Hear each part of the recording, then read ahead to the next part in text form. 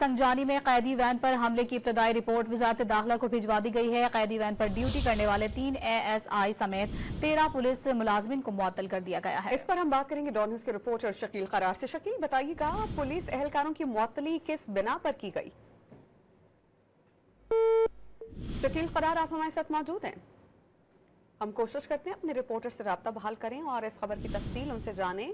Duty पर ममूर 3 ASI समेत 13 police मुलाजमीन को मुअत्तल कर दिया गया। हमारे साथ मौजूद है डॉन न्यूज़ के रिपोर्टर शकील करार। शकील, बताइएगा क्या वजूहात बताई गई हैं पुलिस एहलकारों की मुअत्तली की? शकील, आप हमारे साथ मौजूद हैं?